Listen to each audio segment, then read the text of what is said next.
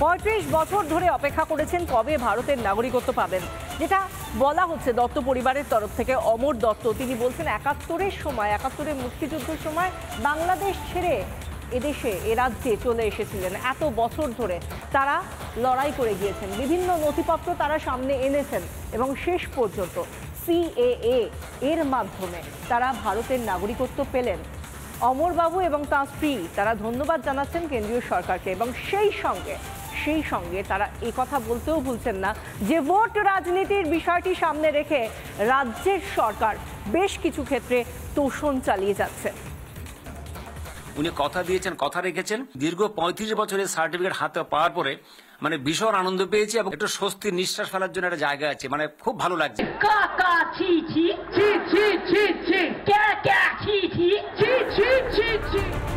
নাগরিকত্ব সংশোধনী আইন বা CAA প্রতিবেশী দেশগুলিতে নিপীড়িত শরণার্থীদের জন্য নিয়ে আসা এই আইনের বিরুদ্ধে কম ধোঁয়া তোলার চেষ্টা করেনি বিরোধীরা, কিন্তু কেন্দ্রের দৃঢ়তায় এই আইন পাশ হয়েছে।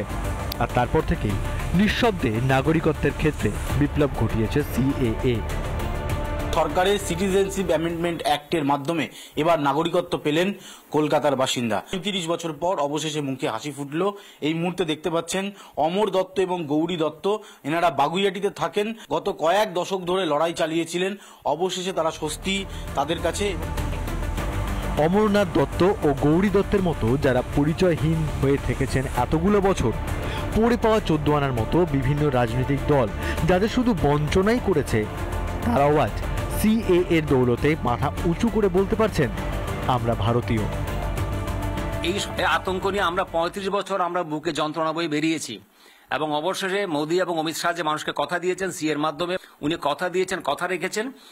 ভীষণ আনন্দ পেয়েছি এবং নিজেকে একটু স্বস্তির নিঃশ্বাস ফেলার জন্য একটা জায়গা আছে, খুব ভালো লাগছে। খুবই ভালো লাগছে। এতদিন তো ভয়ে ভয়ে থাকতাম, এখন বুক ফুলিয়ে আমরা চলতে পারবো ইন্ডিয়ান সিটিজেন হিসেবে। CAA নাগরিকত্ব কারার আইন নয়, নাগরিকত্ব দেওয়ার আইন। এই সহজ শব্দটাকেও রাজনীতির প্রয়োজনে বিকৃত করা হয়েছে, যদিও যারা CAA দ্বারা উপকৃত হচ্ছেন তারা ভালো করেই জানেন সত্যিটা কি। লোক, প্রেসের লোক, আপনারা বারাসাত অফিসে চলে যান, দেখবেন সেখানে কত ডজন ডজন লোক ডেলি CAA এর ইন্টারভিউ দিচ্ছে, অ্যাপিয়ার হচ্ছে, সেখানে তাদের ভেরিফিকেশন হচ্ছে। মানুষ তার ভয়টা কাটাতে পেরেছে। আশা করি আজকের পরে মানুষের আরো ভয়টা কাটবে। ভিটেমাটি ছেড়ে পালিয়ে আসতে বাধ্য হয়েছেন যারা, ভোট ব্যাংকের অঙ্কে ফের আশঙ্কার কালো মেঘ তাদের মাথায়। উদ্বাস্তুদের ষড়যন্ত্রে পা না দেওয়ার পরামর্শ দিচ্ছেন অমরনাথ দত্ত। আমরা খবর পাচ্ছি দমদম, বারাসাত বিভিন্ন এলাকায়, বিস্তীর্ণ এলাকায় TMC-র কিছু আশা কর্মী বা বিভিন্ন কর্মীকে দিয়ে বিভিন্ন জায়গায় লোকের কাছে যাচ্ছে, তাদের ভোটার কার্ড চেয়ে নিচ্ছে, আধার কার্ড চেয়ে নিচ্ছে এবং তারা একটা গভীর ষড়যন্ত্র লিপ্ত যে বাংলাদেশের ভোটারের নাম যেন ভোটার কার্ড থেকে নামটা বাদ যায়। উচ্ছেদ, উদ্বাস্তু, শরণার্থী শব্দগুলো ছোট হলেও তার ভার অনেক। 47, 71 পেরিয়ে 2025-ও এই শব্দগুলোর ভয়াবহতা একই রকম রয়ে গিয়েছে। কিন্তু যখন কোনো আইন অন্ধকার রাস্তার শেষে আলোর দিশা দেখায়, তখন তাদের আবারও পিছনে টানতে চায় রাজনীতি। ধর্মনিরপেক্ষতার সুফল কি অত্যাচারিত হিন্দু, বৌদ্ধ, জৈন, খ্রিস্টান, পার্সিদের জন্য নয়? অনুপম পাত্রের রিপোর্ট, রিপাবলিক বাংলা।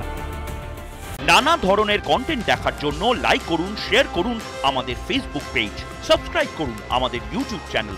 পাশাপাশি অন্যান্য ব্রেকিং নিউজের জন্য অবশ্যই চোখ রাখুন রিপাবলিক বাংলায়।